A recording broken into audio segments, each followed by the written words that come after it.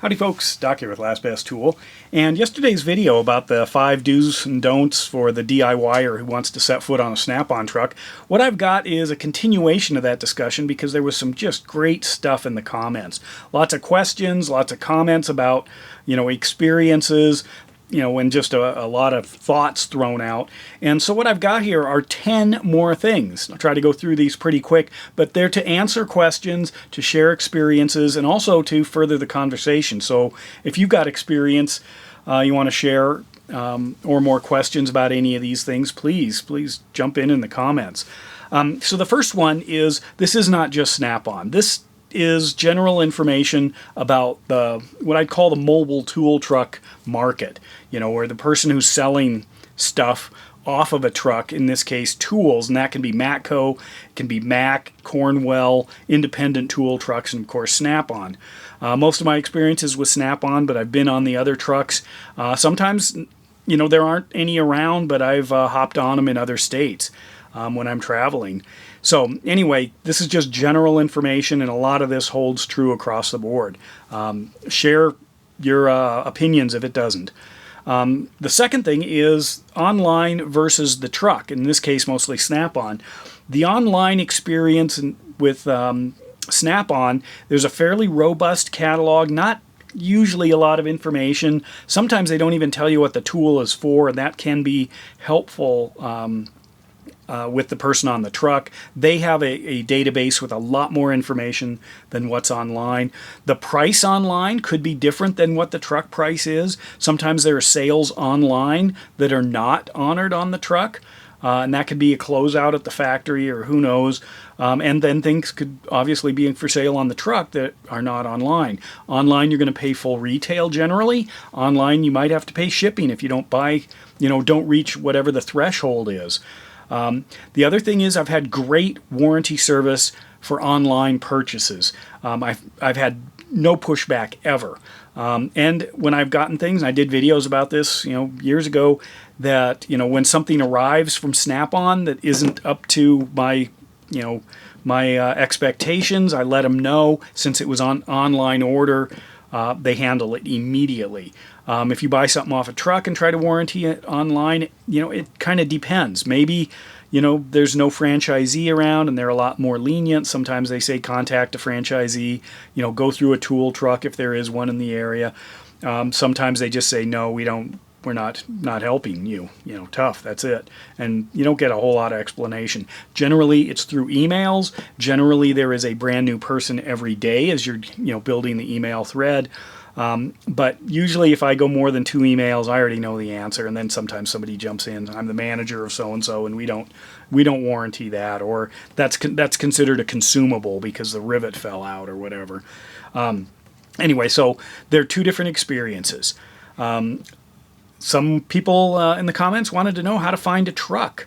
Well, there are several ways. If you go online to snapon.com, not to the tool catalog, but to the corporate site, scroll down, you'll say, I don't know, if you go down a third of the page or something, you might find a find a franchisee link.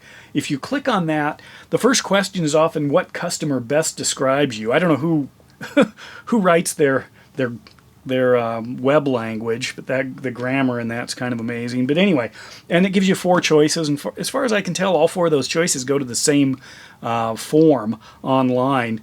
Seems to have the same web address, but I don't know. And anyway, it has to do with, are you a professional tech? Are you a handyman or hobbyist? Hence DIY. That's what I consider myself. Are you part of government, aerospace, manufacturing, particular business or something, or are you a student? All 4 of those, the links seem to go to the same spot and ask the same questions. But anyway, that's one way. Another way is, as I mentioned in the video, if you see a truck and you can grab a picture of it, there should be a phone number, call the phone number. Sometimes they might say, oh, I deal, further away, but here's the guy who you could deal with. And they give you a name. If you're at a loss, I'd go to a car dealership or a mechanic, or somebody who would probably be serviced by Snap-on, and just go ask them. And they'll probably say, oh yeah, that's, Bill, and, he comes around, every 2 weeks or something. and you say great, and they might have his card. If you can get his name, you can often look that up. Many of the Snap-on dealers have their own website, but you can't get that website information from Snap-on. Sometimes Snap-on doesn't help as far as giving you any franchisee. It's kind of screwy. It's too bad, but I've had plenty of luck just asking the people who you would expect. And if you see a big Snap-on box in a garage, there's a good chance they'd like to talk about their Snap-on dealer. So just walk in and ask. It's not privileged information. So that's another way. And then obviously, word of mouth.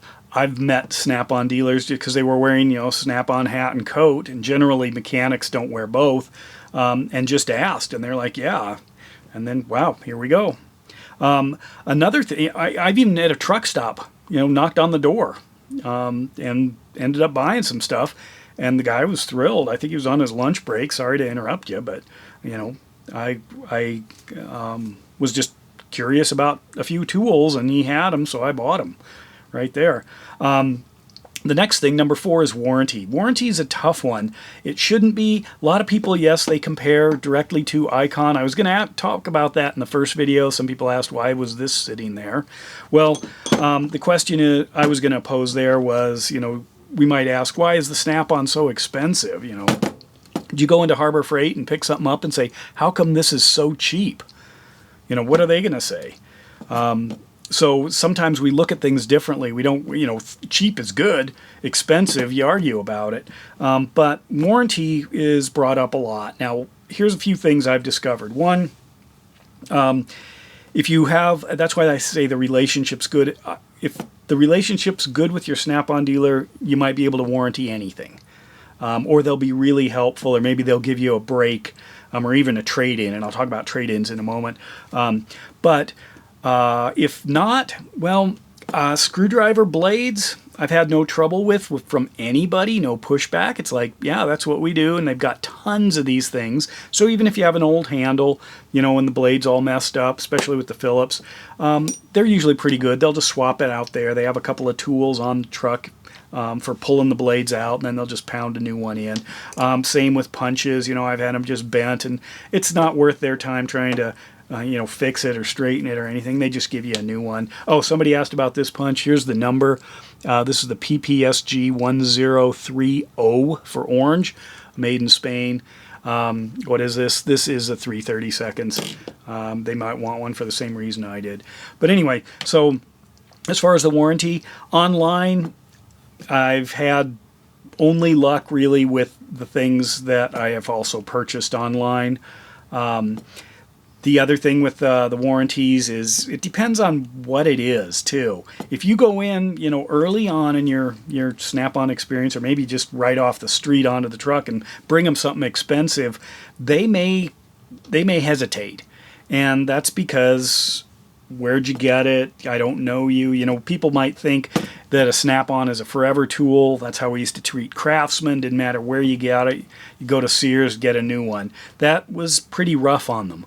When people would break things just to go get a new one, they're tired of the color. So anyway, and I'll get into that when you talk about trade-ins or switching tools. But anyway, the idea behind the warranty early on, well, if you're a DIYer, what's going on that you're breaking all these tools? They might ask.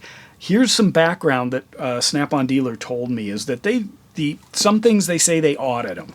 Oh, by the way, when I've warrantied things online, don't tell anybody this, but I have never, ever had to send a tool in. It's basically, they say keep it until the replacement arrives, and they might insinuate that something might happen, and then it arrives, and it's like dispose of the other tool as you see fit. It's like, wow, okay, yeah, that's a risk. You end up with a couple of these. One of them's kind of bunged up, but maybe sharpen it yourself or something. But anyway, so on the truck, here's the thing I learned, and that is that many times the item is not evaluated anywhere.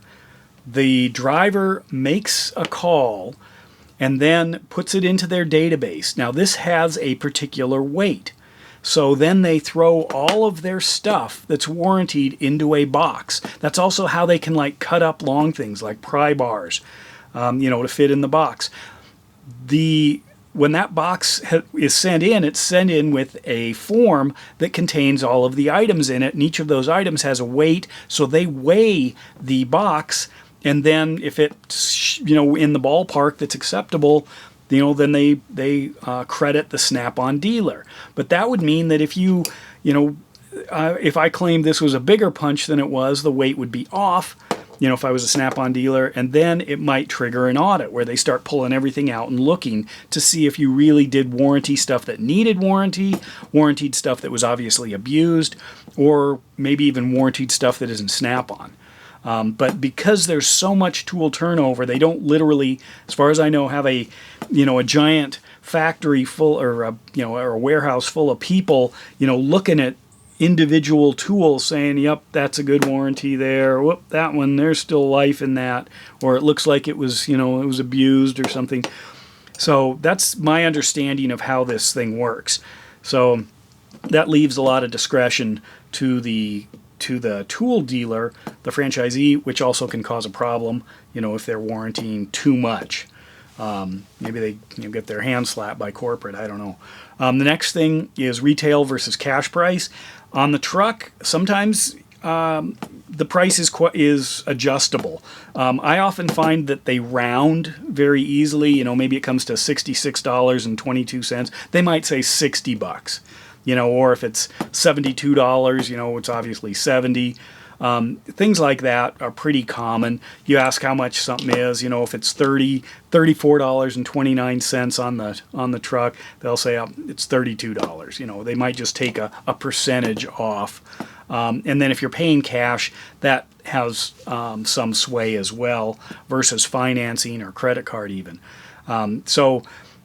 Retail, you can find out online, and then or on the truck they'll tell you, but as you keep adding things, you might get better deals too. And then as you're a repeat customer, you may get better deals. And I found sometimes it works really well. I might say, so how much are those? And, looks it up and he says, those are $63. And he goes, I'll give them to you for $55. Or here's another one is I found tools on the truck that are kind of expensive, but they're also worn. This was just hanging on the back of a toolbox. You can see it's got stuff stuck in it. And I might see something like that and ask about it. And they say, oh, yeah, that's like, $48 or something. I'll give it to you for $25 just to get it off the truck, where things are closed out. So always ask. Just don't ask in a negative way. When I was mentioning warranty, sometimes you might bring in things like this, and what's wrong with it? Well, this one's all worn. They'll say, I'll just order you that new piece. Maybe it doesn't have one, but instead of replacing this whole thing, they can just get that piece. So that's what they may do, and that you might think, oh shoot, I wanted a whole new brand new one. Sorry, no, that's what you get with the warranty. That's the piece that's available. Next thing is used tools. A lot of the trucks, Snap-on included, may take in tools somehow, in trade, or somebody brings, in their pliers and they say, I'm so done with these. I want something just like them in a Snap-on. And then Snap-on sells them this one and says, I'll give you $5 for those. And then they throw them in a drawer or a box. And then, you go in and say, wow, how much are those? And the Snap-on guy says, $10. And you say, really? And he goes, $5. I just gave somebody $5 for them, sell them to you for $5. And honestly, a few times they've just said, you can have it. They took it in to be nice. They don't really want it on the truck. They're tired of people asking about it, so you just take it. So ask about the used tools. A lot of times it's old air tools or really unusual stuff. And I have seen the most junkiest Pittsburgh stuff on the Snap-on truck, and I've also seen some what look like just brand new Snap-on that was used. The next thing is trade-ins. If you've got something in like mint condition or even just good condition that you don't use, this may have value. So you can ask the Snap-on dealer. Don't bring in your big box of tools and say, what do you give me for some of this? They're not trying to sell that. But if I let's say I wanted a flush cutter and I've got this one. Maybe I'd bring that in and say, I've got this, but what I'd really need is a flush cutter. And they say, oh yeah, we've got one. And they show you that. And then you can say, is this worth anything on it? And they look at it and say, yeah, I can give you, 35 bucks for it towards that new one. It's like, okay, you can choose. There you go. Then where does this go? It goes in that box of used tools. And there's a lot of circulation. It's not just tools, it's also tool boxes. So if you're really interested in one, you don't always have to start at Facebook or Craigslist or something. Is you can ask your Snap-on dealer about used boxes, because people trade them in. Sometimes it's on the higher price, but then you might get a better warranty because you bought it from a dealer. The next thing is special orders. I'm always doing special orders. I'm always asking for unusual odds and ends, that I dug out of the catalog or saw somewhere, or, in fact, I might see Snap-on release something, and I quickly text my Snap-on dealer and say, hey, is this, do you have this, or is it available? A lot of times they say, oh, I don't even know what that is, or it's not even in our catalog yet. And it's like, put me down for one, and I'm on the top of the list. That's how I get some of the stuff early. But also, if you want a color, you want green instead of red, and he doesn't have green, you can ask. Now, some people have suggested maybe you should put a down payment on it. I've never been asked for that. If it's an unusual tool, usually what happens is you get the tool and you can choose. They might say, I can just send it back. It's a not often carried, and sometimes I've looked at it and said, boy, that is not going to work. Or this was a special order here. This 3/8 drive, 3/8 size triple square. Why? Because I needed to fit onto a camper jack a 3/8 square, and also antique dining room tables that often have a screw system underneath them for expanding for leaves also take this. I've been in the past just using a socket a socket extension connected backwards to a ratchet, to get my 3/8 drive. But anyway, he said, I'll get one in and show it to you. This is one of the only 3/8 drive sizes. Most of these are a quarter, but so no problem whatsoever. I was going to mention this. This is kind of thing you might see also in the trade-in as well. Is people are jumping from, there's a lot of Mac tools, Matco tools. People are swapping ratchets. Sometimes they're broken tools. Somebody's got a busted, I saw this, a busted Matco ratchet, and what did they do? They went to the Snap-on truck to get a new Snap-on ratchet, and they were able to trade in that one for a few bucks. Go figure. So anyway, special orders, no problem there, but I would wait a little bit before, before you start, basically establish yourself as a customer who will return, because they do get stuff in, and they often know their line, and they don't want to, or their service route, and they don't want to get a bunch of stuff people don't buy. Some of them work on heavy equipment, or service heavy equipment mechanics more, so they might carry a lot more bigger stuff and less of the small little things. And then sometimes it's kind of fun, because I may ask for something really unusual that he might have known about but had no reason to get it in, and then he's curious too. So, he's learning. That's his job. That's, what he hopefully enjoys doing, is learning about tools. The next one, somebody asked about torque wrench calibration. I have not ever encountered a truck that will calibrate anything, but they will check them.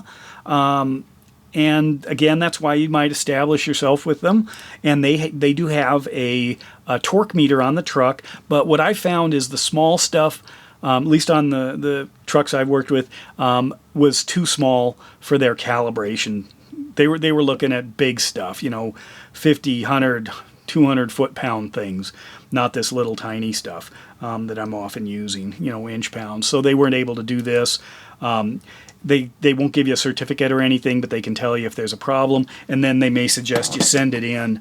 And they might even do it for other companies too. You bring in your Gear Wrench or your Harbor Freight or something, and if you've got a relationship, they might try it just to see, because they're curious too. They want to learn. And then the last one that I've got on my list is, there were a bunch of people just saying, don't go on the truck. Okay, the truck can be intoxicating. Here's my feeling on that. One, it's like having a credit card. You can get in trouble. You can put things onto a payment plan, and the payment might seem small, but it also might last a long time, or you buy stuff you don't really need. You know, they can make it very easy. That can be helpful for a mechanic starting out or a student. It's a double-edged sword. However, if you start, where I see the problem is if you start deviating from the core Snap-on tools. That's the screwdrivers, the pliers, the wrenches, the sockets and ratchets. That's the good stuff. I've never felt bad about buying any of those. When you start, going into lights or pocket knives or beef jerky or whatever else they've got on the truck, which they have lots of those things, then sometimes what can happen is you overspend and then you regret it. Or you move out of Snap-on and say into Blue Point. And then it's like, well, gosh, there were a lot of choices if I went with Blue Point. I've never felt pressure to deviate too far. You can buy Knipex off the truck. You can buy, some of them carry other things like Gear Wrench, Milwaukee, DeWalt. There's lots of things on the trucks, and I think the franchisee has a bit of control over what they put on the truck, in addition to the core Snap-on stuff. Plus, there are some agreements, like Knipex works with Snap-on. So once you start deviating out of those core tools, that's when people, I think, start to get it in trouble, because then they buy their $25 Blue Point magnet, and then they see they could have got the exact same one, at Home Depot under another brand, or one, just as good. Or you start getting into some odd things or branded things, apparel and hats and socks and whatever else. Then, to me, you've gone over the edge a little bit, unless you can afford it. That's when you've moved away from the core reason that we go with Snap-on. But anyway, those are 10 additional things. Maybe I'll do it again if you can come up with a bunch more questions. But that's in my experience of buying stuff off the Snap-on truck. I looked it up. I think I started really getting into regularly buying stuff off the Snap-on truck about 2014. So that's 10 years ago. Before that, I was on and off the trucks, maybe once every few months or so. But so I'd probably go back into the maybe 2008, something like that. But other than that, it was just the one-offs, truck stops, or happened to be driving down the road and saw a truck somewhere. I should mention also, if you ask. If you call a truck and are going to meet them somewhere at a tire shop or whatever, they are already there. So the core business is taking place with that tire shop. You're just there if it fits in smoothly. I've gone on when there's a whole bunch of people on. I've gone on when there's nobody and he's just waiting for me. If you arrive and the truck's empty, it means he's inside working on something, fixing a scanner, whatever. So you just have to be patient if you're going about it that way. But sometimes you can say, hey, I'm really flexible on time, and they say, I'm going to be eating lunch, over by the mall or whatever at this time, or, I've got to head across town, I can meet you at this gas station or whatever. They're trying to sell tools. That's their job. So what I'd like to just convey is, try to make it work. Be flexible. As far as all my experience, they're there to help me out. I even had one guy meet me at a rest stop on the highway because he had a long route and I was headed out of town. And I said, what about this rest stop? And he said, sure. So we're out in the middle of the country. And he pulls over and I pull over, and I actually bought a Snap-on bag at that time, a tool bag. But anyway, enough of that. If you have more to suggest, comment on, etc., please do. And with that, Doc out.